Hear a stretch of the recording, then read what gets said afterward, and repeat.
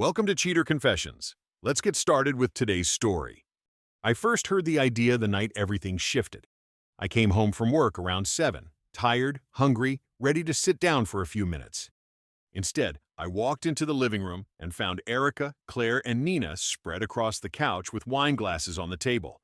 They were laughing about something, loud enough that I could hear them from the hallway. "Evening," I said as I stepped in. Nothing, not even a glance.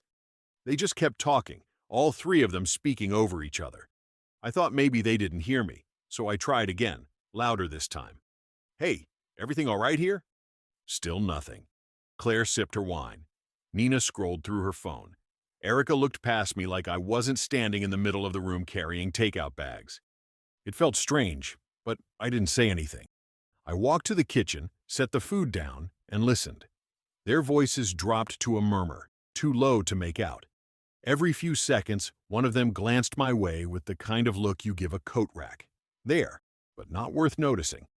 An hour later, they left. Erica didn't say goodnight to them at the door. She whispered something, nodded, and walked upstairs without a single word to me. I followed, unsure what I had done. When I reached the bedroom, she was already under the covers, facing the wall. "Are we going to talk about whatever this is?" I asked. No movement, no answer. I went to the guest room and lay awake for a long time. Around midnight, I got up for water and heard her phone buzzing. She whispered quickly, but the walls in our house were thin. Claire's voice came through clearly. "Stick to it. 30 days. No talking, no reacting. You'll break first." Erica whispered back, "I can do a month. He needs to feel it." That's when I understood. This wasn't about a fight. This was a plan. Her friends told her to ignore him for a month, and she agreed. They treated it like a game, a challenge. I stood in the hallway, listening. I didn't feel angry. I didn't feel hurt. I just felt something settle inside me. Quiet, steady, final. If they wanted silence, I could do silence. Just not the kind they expected. The next morning, I woke up before the alarm, made coffee, and cooked a simple breakfast. Erica came downstairs 20 minutes later. She walked past me. No good morning. No nod. No acknowledgement. All right, I thought. She wants 30 days? Let's see how it feels. Usually, I'd pack her lunch, set out vitamins, and make sure her purse had everything she needed before she left for work. That morning, I didn't move from my chair. I ate, cleaned my plate, and grabbed my keys. When I passed her in the hallway, I said, "Have a good day." She blinked once, like she heard something faint in another room, then walked away. That afternoon, I came home early and headed straight to the garage.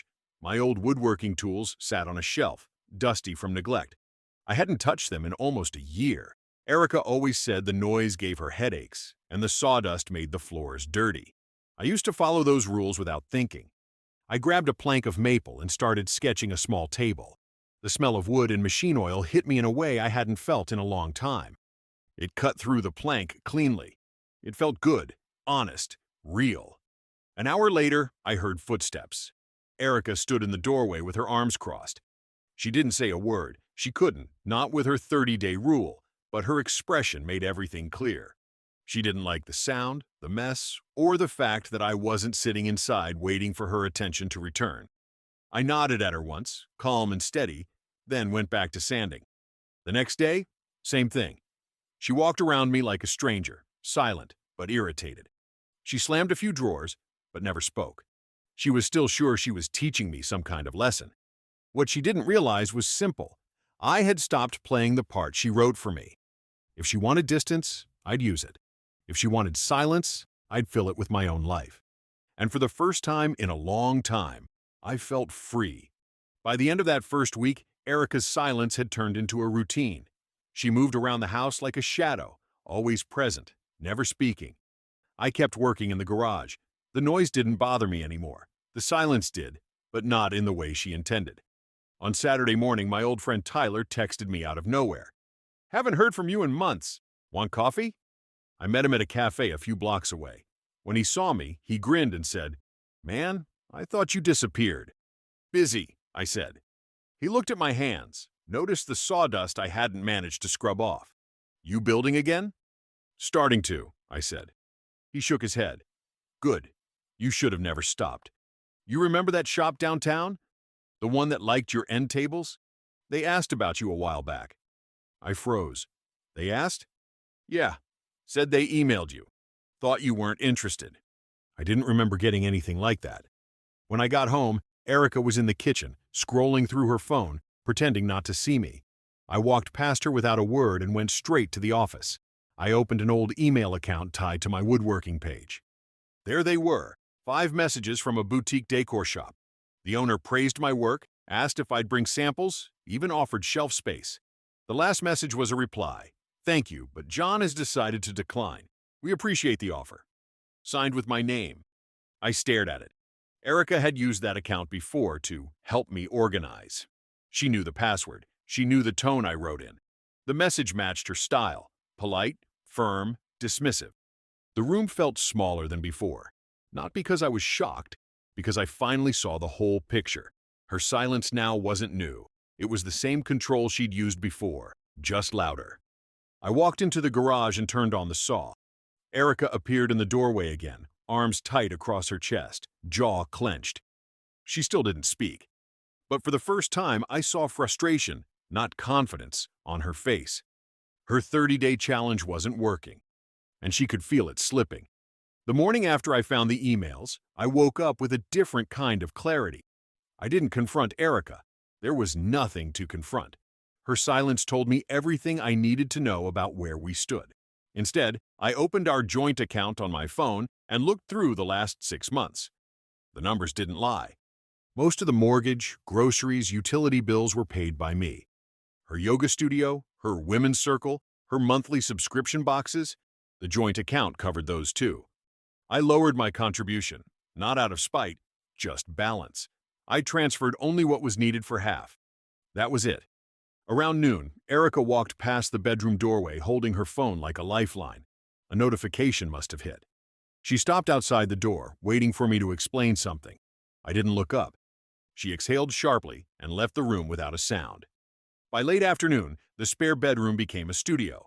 I carried in my sketches, a few finished pieces, and a small lamp. The space looked nothing like the rest of the house, just wood, tools, and plans. A room that felt like mine. That evening, I took photos of the table I'd finished and posted them on a simple page online. I didn't expect anything from it. 2 hours later, I got a message. Hi, John. I'm Maya Singh. I run a small interior design studio near the river. Your table caught my eye. Can I see it in person? I stared at her message for a long moment. Opportunity, on its own, without permission, without being filtered. When I carried the table out to the car for the meeting, Erica stood in the hallway, blocking half the doorway. Her eyes stayed cold, her lips pressed tight. She didn't move or speak. I stepped around her and closed the door behind me. She wanted silence. She was finally getting a taste of it. Maya's studio sat in a renovated brick building near the river. When I walked in carrying the table, she smiled and said, I've seen your work online, but this looks even better in person. She ran her hand along the surface, studying the grain. You made this by yourself? Yeah, I said. It's clean, it's balanced, and it feels solid. I'd take this on consignment today. If it sells, I want 2 more pieces. She said it like a fact, not a favor. For a moment, I just stood there, feeling something I hadn't felt in a long time, recognized for something I could do, not something I failed to do. On the drive home, I parked a block from the house and pulled up the number of a lawyer I'd saved earlier, Naomi Carter. Her reviews said she was steady, firm, and direct. I needed someone like that. When she answered, her voice was calm and professional. Naomi Carter, how can I help you? I told her everything. Erica's 30-day silence, the emails she answered for me, the friends who pushed the plan. Not in a dramatic way, just facts. When I finished, Naomi didn't hesitate. What you're describing is not a communication tactic. It's controlling behavior. You don't need to stay in that environment. No kids, I said. Separate finances. That puts you in a good position. If you choose to leave, you can do it cleanly. You won't have to argue in circles at home. Her certainty settled something inside me. Not anger, just direction. That week, I found a simple unit at the edge of town with tall windows and a ground floor workspace big enough for all my tools. Nothing fancy, just quiet and mine. I didn't tell Erica I signed the lease. She still hadn't spoken a word to me. She walked through the house like a stranger holding onto a rule book she didn't understand was backfiring. Every day she waited for me to break, to ask what was wrong. Every day I felt lighter. By Friday, I had half my tools moved to the new loft. Erica never noticed. She was too focused on her month of silence. She didn't realize I'd already decided what mine would look like. The moment everything aligned was almost too easy. On Friday afternoon, Erica stood in the hallway packing a small suitcase. Claire and Nina had invited her to a reset weekend at a lake cabin. 3 days of wine, yoga, and whatever advice they traded with each other. I heard her talking on speakerphone while she folded clothes. Claire said, "You're doing great.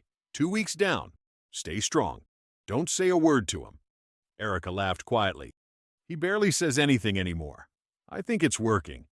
"Give it the full month," Nina added. "He'll get desperate. They always do." I stood in the doorway of the study and listened. There was nothing left to salvage. Not after that. Erica left at 6. The house door clicked shut like the last move in a long game neither of us wanted to admit we were playing. I waited 5 minutes, grabbed a rental van I'd picked up earlier, and got to work. No hesitation, no second thoughts, just motion. Clothes into boxes, tools into crates, books, laptop, camera equipment, personal documents, the table I'd just finished, a few framed sketches. Everything that belonged to me, not us. I didn't touch the couch, the bed, the dishes, the vases, the decor she picked. I didn't want pieces of a life built on rules and silence. By Saturday afternoon, the garage was empty. The spare room looked like no one had ever slept there. My side of the closet was bare. I loaded the last of the boxes into the van and looked around the house one final time. It didn't feel like home. It hadn't for a long time. On the kitchen table, I left a short letter. "Erica, I heard the plan. 30 days of silence. You were right about one thing. I needed space. 2 weeks was enough to see what life looks like without this game. I'm leaving. My attorney will be in touch. No calls, no messages. You wanted silence. Now I'm giving it back. John." I set the note and walked out. That night, in my new loft, surrounded by boxes and quiet air, I felt something I hadn't felt in years. Peace. At 9:47 p.m., my phone lit up. Erica calling. Then again. I let it ring. Her month of silence ended the moment she realized I was gone. Mine had just begun. By Monday morning, Naomi had already filed the initial paperwork. She moved quickly, with the kind of precision that left no room for confusion or drama.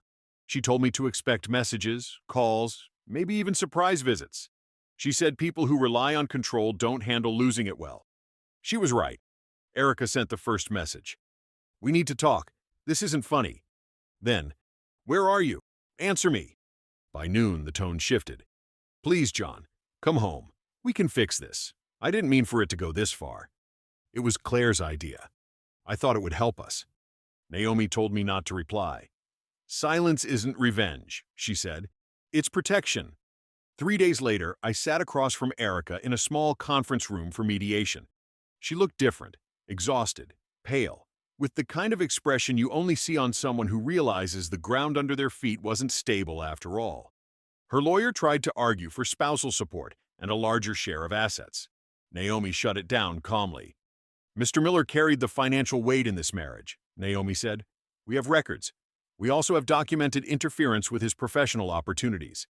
She slid printed emails onto the table, the messages Erica sent to the shop on my behalf. Erica flinched. "That was over a year ago. It wasn't a big deal." The mediator read them, then looked at her. "You answered business inquiries without his consent. That is a big deal." Erica shook her head and stared at me. "You're really ending everything over a few bad decisions?" I kept my voice steady. "You didn't just ignore me for 2 weeks, Erica. You erased me long before that." She blinked fast, fighting tears. "I never thought you'd actually leave." That was the truth. She always believed I would stay, no matter what. When the mediation ended, the agreement was simple. She kept the house. I kept my tools, my income, and the loft. We split the savings evenly, no alimony, no further contact beyond documents. Outside the building, she caught up to me one last time. "John, do you still care at all?" I looked at her steady. "I care about the man I became when the noise stopped." and he doesn't fit in the life we had." She closed her eyes, stepped back, and let me walk away. Her silence finally meant something real. I settled into the loft faster than I expected. The place was quiet, open, and mine in a way nothing had been for years. For the first time in a long time, I didn't feel like I had to shrink to fit inside my own life. The divorce finalized in 6 months. I didn't go to the courthouse. Naomi handled everything. When the final email came through, decree signed, case closed, I stared at my screen for a long moment. Not sad, not angry, just free. 2 months later, I ran into Claire at a coffee shop near Midtown. She froze mid-step, holding a cup in one hand and her phone in the other. Her expression twisted with something between guilt and fear. "John." "Hey, how are you?" she asked. "I'm good," I said. It was the truth. I didn't think Erica meant for all that to happen. It got out of hand. I nodded. "I'm sure it did." She opened her mouth like she wanted to say more, but I walked past her. No anger, no scene, just distance. She hadn't earned anything else. A week later, I saw Erica too. She was alone, stepping out of her car near a grocery store. She looked thinner, smaller somehow. When she spotted me, she hesitated, then gave a timid wave. I gave a polite nod and kept walking. She didn't follow. Months passed, and my life expanded in quiet ways. I took weekend trips to the mountains, made friends who didn't require me to shrink myself. I even started dating. Slowly, carefully, without losing parts of myself. One night, while sanding a piece of maple, I thought about the man I used to be, moving through my own home like a ghost, waiting for permission to speak, to breathe, to exist. Then I thought about now. Steady hands, clear mind, solid ground. Her friends told her to ignore me for a month. 2 weeks later, I showed them exactly what silence feels like. And in the quiet that followed, I finally heard myself again. Thank you for watching.